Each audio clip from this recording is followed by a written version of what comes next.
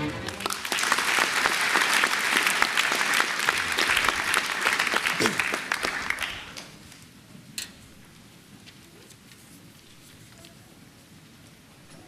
afternoon, ladies and gentlemen. Before I start, could I ask you to take a photo of me, please? I'd like to share it on social media, and it'll probably say something like, I'm very humbled and honored to have been here, and I'll try my best not to make it sound like a humble brag. But this phrase, honored and humbled and honored, it's a tricky one. What does it actually mean? The honor part is kind of obvious. You are graduating from one of the world's foremost places of learning in social sciences, having navigated not only the intellectual rigors of your respective subjects, but also this uniquely rich cross-community, cross-cultural community. So today, you deserve to feel honored. Pure, unadulterated, guiltless, guilt-free honor. So do enjoy it, do savor it, particularly with your loved ones. But tomorrow is another day, and tomorrow is when the humbled part kicks in. Tomorrow we wake up to the enormity of what has not been achieved in the 20 years between my and your graduation. I am your stereotypical global citizen. I was born in Bangladesh. I went to primary school in the Middle East, secondary school in Africa, sixth form in Wales, university in England. I worked in multiple places, a Muslim boy married to a Singaporean Chinese Christian. Doesn't get any more messed up than that. The world is flat, the end of history. Why globalization works. These were not just titles of bestseller books at around the time that I graduated. They were uncontested truths. They were factual certainties, settled issues.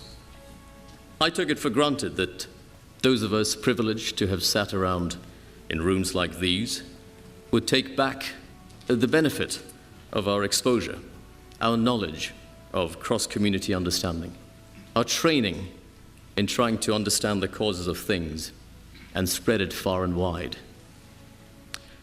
What we may have done instead is create our own supremacy of enlightenment. We became missionaries of what we have learned, perhaps not advocates of how we have learned and how much more there is that still needs to be learned.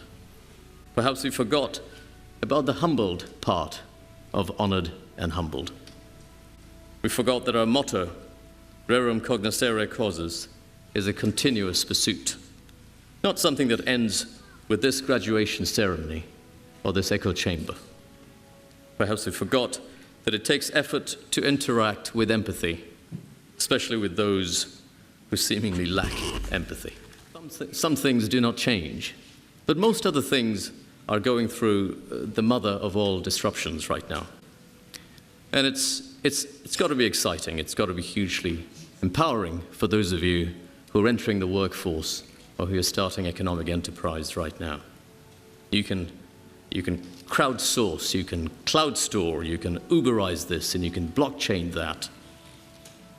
And as we heard from Julia earlier, the founding of LSE was the coolest entrepreneurial, innovative startup story of its time. And hopefully we have some of that spirit with us still. So today, with most of the industrial resources available to us at a retail level, the most valuable capital is our ability to collaborate with others. Collaboration, in turn, needs two things that's worth remembering. Firstly, our ability to proactively seek out diversity, to ask, what's missing in my model of the world? And two, our ability to engage in constructive conflict. Diversity isn't just about the visual. I don't mean just gender and race. I mean true cognitive diversity, diversity of perspective, diversity of background.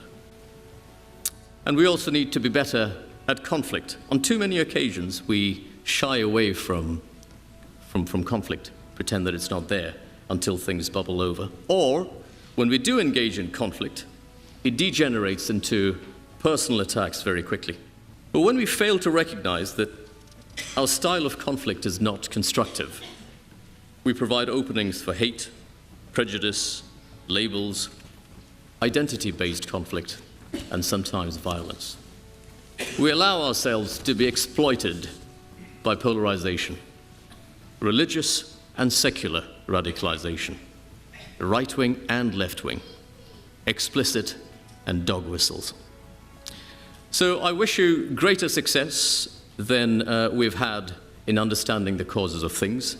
I wish you greater success in constructive conflict and proactive diversity. And I wish you continued and continuous success in feeling honored and humbled and honored throughout your lives. Thank you for your time.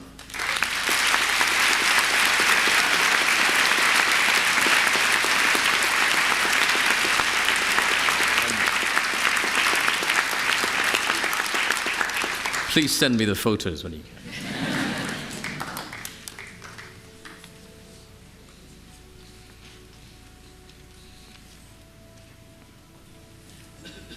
Thank you, Professor Siddiqui. I now call on all the graduands to rise for the official...